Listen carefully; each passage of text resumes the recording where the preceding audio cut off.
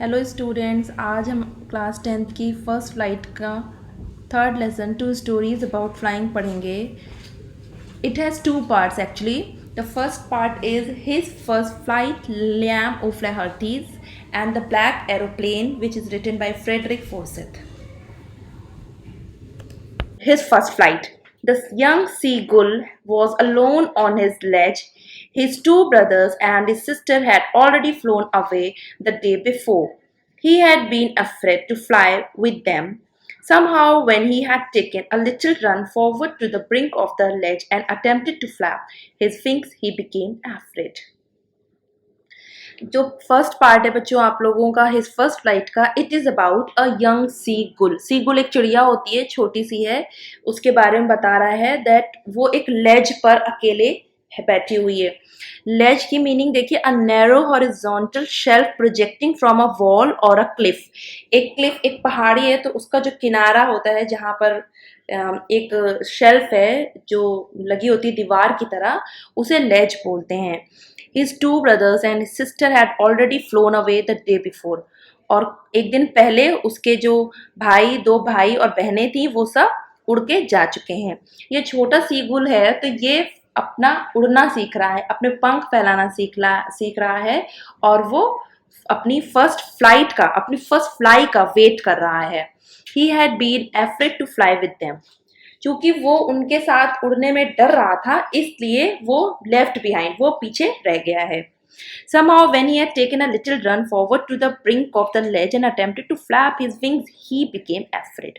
किसी तरह से वो छोटा सा दौड़ करके अपने पंख फैला करके लेज के किनारे पे आ करके उसने उड़ने की कोशिश की, लेकिन वो डर गया. The great expanse of sea is stretched down beneath. क्योंकि जो नीचे समुद्र बह रहा था वो इतना वास्ट था, सीगुल घबरा जाता है. And it was such a long way down, miles down. और चूंकि थोड़ा बहुत भी नहीं चलना था, माइल्स था, मतलब बहुत दूर तक वो समुद्र था जिसको क्रॉस करना था उस सीगुल को. He felt certain that his wings would never support him. So he bent his head and ran away back to the little hole under the ledge where he slept at night. वो इतना मतलब certain था about this कि उसके wings will not support him. तो इसलिए उसने अपना जो हेड था वो झुका लिया था और एक लेज में एक गड्ढे के पास जाकर के रात भर सोया. Even when each of his brothers and his little sister, whose wings were far shorter than his own, मतलब वो अपने आप को इतना अंडर एस्टिमेट कर रहा था कि उसके जो भाई थे और छोटी बहनें थी उनके पंख इससे छोटे थे, वो भी उड़ गए, लेकिन फिर भी वो अपने आप में वो कैपेबल नहीं हो पा रहा था कि मैं उड़ पाऊंगा. Ran to the brink, flapped their wings and flew away. He failed to muster up courage to take that plunge which appeared to him so desperate. मतलब छोटे छोटे थे जिन्होंने, इसकी छोटी बहन छोटे भाई, उन सब ने अपने पंख फैलाए और वो उड़ गए, लेकिन सिर्फ यही सीगुल था जो नहीं उड़ पा रहा था. His father and mother had come around, calling to him shrilly, upbraiding him, threatening to let him starve on his ledge unless he flew away, but for the life of him he could not move. अब उसकी माँ और पिता seagull के दोनों ने श्रिली, एक बहुत ही कर्कश आवाज में, अपब्रेडिंग हिम, उसे मतलब डराते हुए, स्कोल्डिंग हुई, डांटते हुए, थ्रेटनिंग और डराया भी कि यू विल स्टार्व. स्टार्व मतलब होता है भूख से मरना, तो तुम यू विल स्टार्व अगर तुम नहीं उड़े हमारे साथ.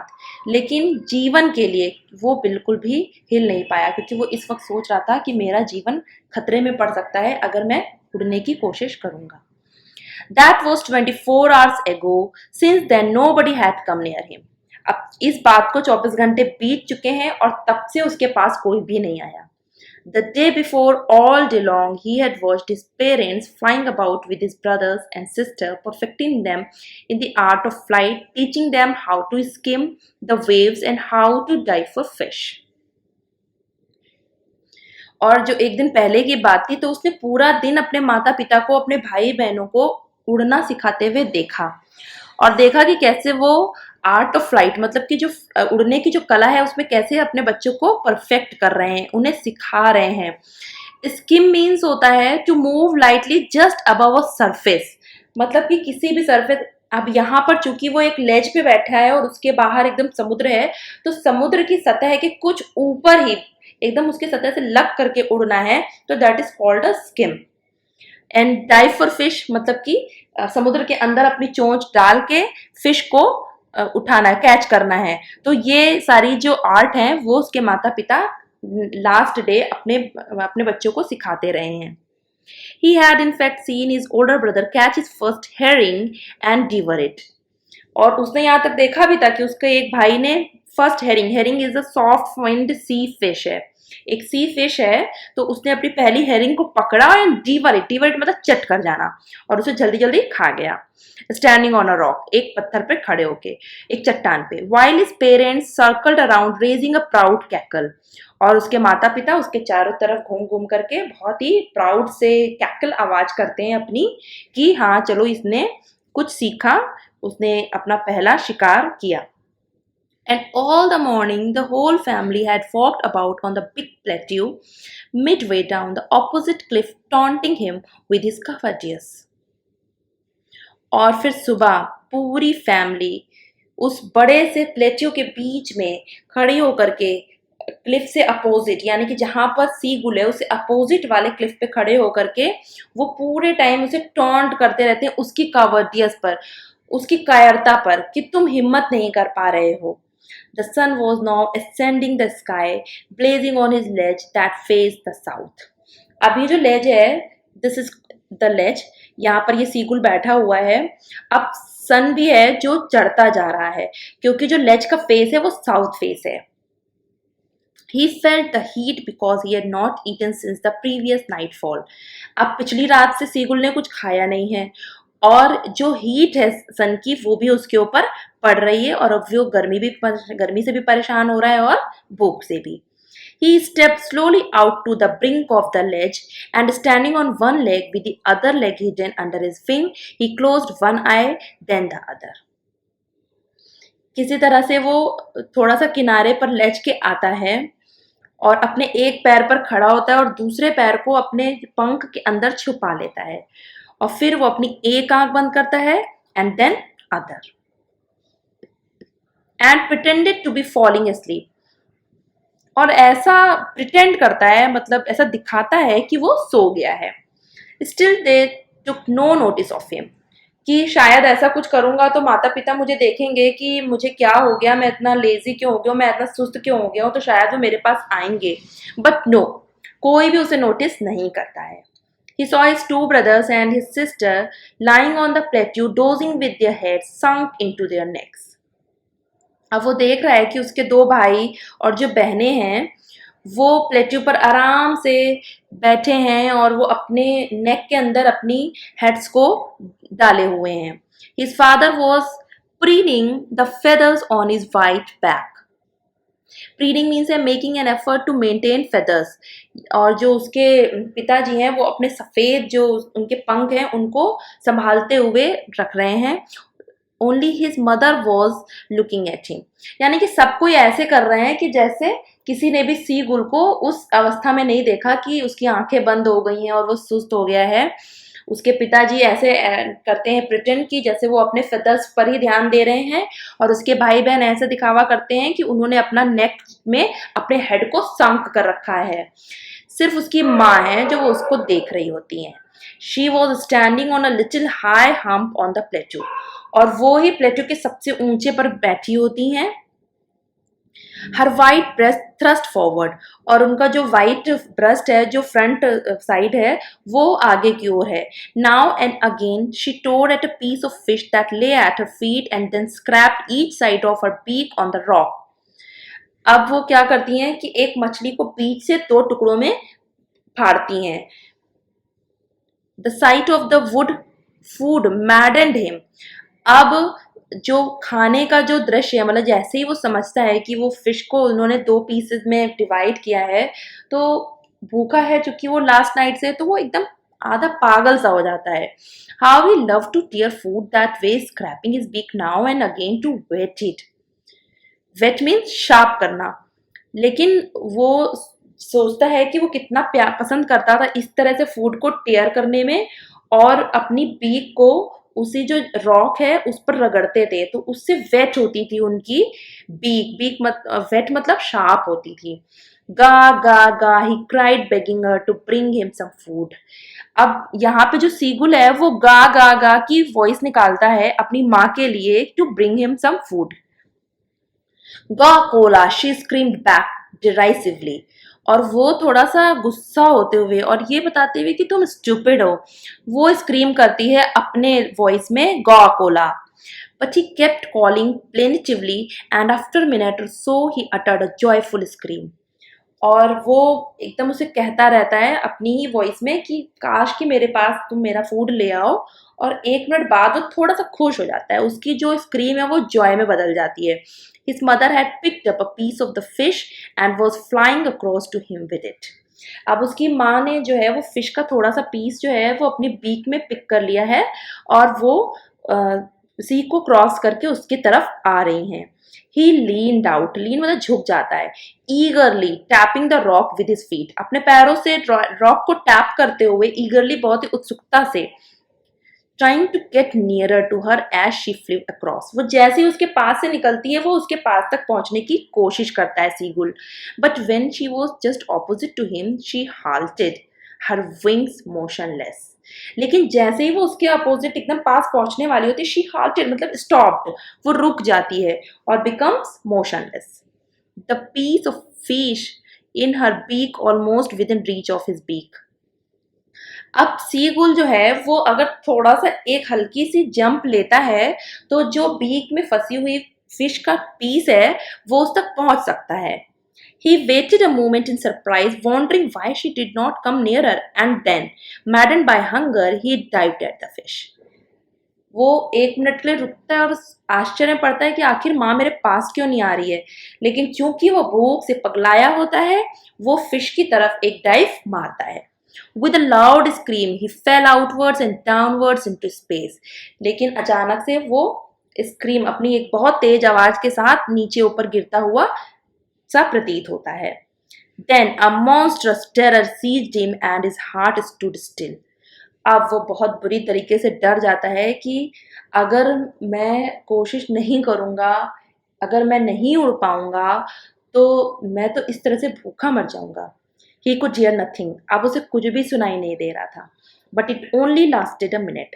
लेकिन ऐसा सिर्फ 1 मिनट को हुआ। The next moment he felt his wings spread outwards. और अगले ही क्षण उसे ऐसा महसूस हुआ कि जैसे उसके विंग्स जो हैं वो बाहर की ओर खुल गए हों। The wind rushed against his breast feathers, then under the stomach and against his wings. अब उसे ऐसा लग रहा था कि हवा जो है वो उसके फ्रंट के जो फेदर्स है उसमें भर गई है। फिर उसे फील हुआ कि under his stomach is also wind is also there and against his wings, और अब उसे अपने पंखों में भी, अपने विंग्स में भी हवा महसूस हो रही है। He could feel the tips of his wings cutting through the air. अब उसे ये भी फील हो रहा है कि जो उसके विंग्स हैं वो एयर को कट कर रहे हैं, मतलब कि कट करके निकलने की कोशिश कर रहे हैं। He was not falling headlong now. अब वो सर के बल गिर नहीं रहा है। He was soaring gradually downwards and outwards. अब वो धीरे धीरे ऊपर और नीचे की ओर सोर कर सकता है। He was no longer afraid. अब वो डरा हुआ सा नहीं है। He just felt a bit dizzy. लेकिन उसे हल्का सा चक्कर सा आ रहा है। Dizziness मतलब थोड़ा सा चक्कर आना, सर घूमना, क्योंकि वो उसकी फर्स्ट ड्राइव है, वो उसकी फर्स्ट फ्लाइट है, तो उसे थोड़ा सा अनकंफर्टेबल फील हो गई होगा। एंड द नेक्स्ट थिंग ये भी है कि वो भूखा है, तो मे बी कि वो डिजीनेस उसका बिकॉज ऑफ हंगर हो। Then he flapped his wings once and he soared upwards. अब उसने अपने पंख अच्छे से फैलाए और वो ऊपर की ओर उड़ा। गा गा गा गा गा गा गा Cola. His mother swooped past him. अब उसकी माँ उसके पास से गुजरी ऐसे बोलते हुए, her wings making a loud noise, और उसके पंख तेज आवाज निकाल रहे थे और वो भी अपनी चोंच से, अपनी बीक से कुछ इस तरह की वॉइसेस निकाल रही थी। He answered her with another scream. और ऐसा लग रहा था कि सीगुल भी अपनी स्क्रीम से उसे आंसर कर रहा है। Then his father flew over him screaming. अब उसके पिता भी खुश हो गए कि सीगुल ने कोशिश किया। He made an effort, he made an attempt of flying, तो वो भी खुश हो गए, वो भी स्क्रीम करते करते उसके पास आए. He saw his two brothers and his sisters flying around him, curveting and banking and soaring and diving. अब उसने देखा कि उसके दो भाई और बहनें भी उसके चारों तरफ आ गई हैं.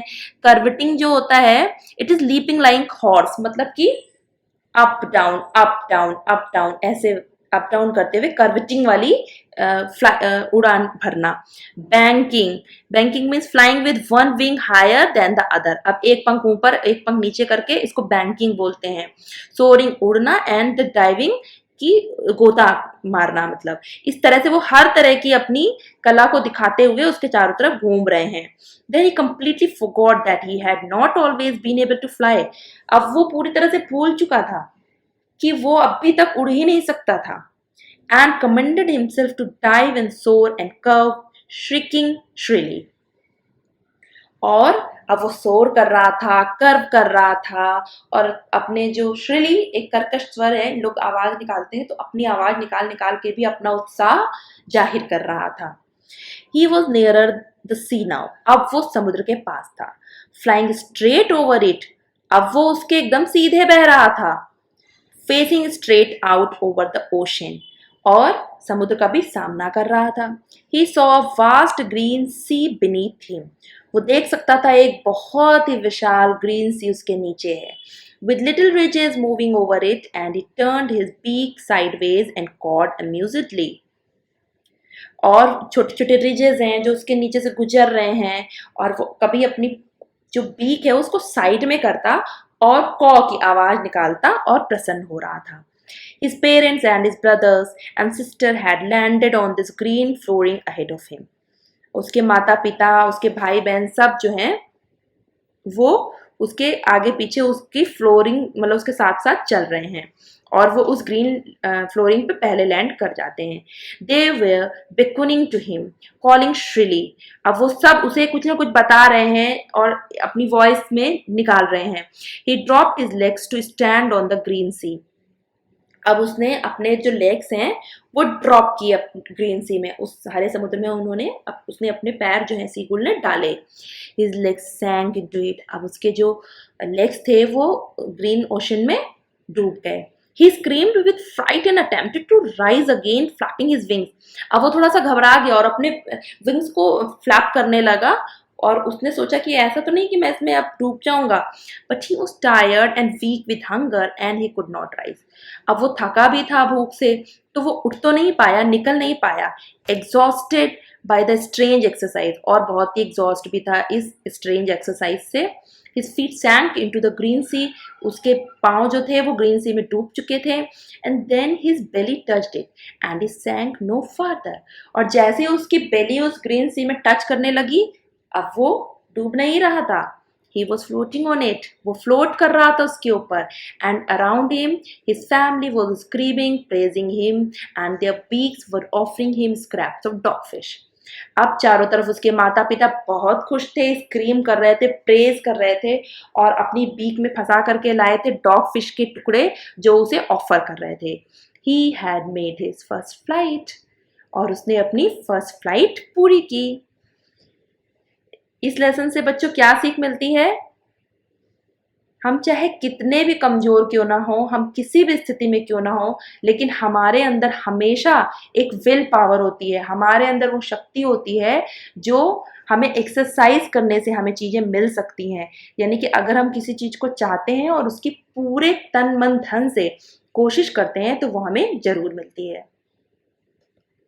इन दिस वे हमारा ये लेसन खत्म होता है. I hope you liked the video and understood the chapter also. Thank you, students.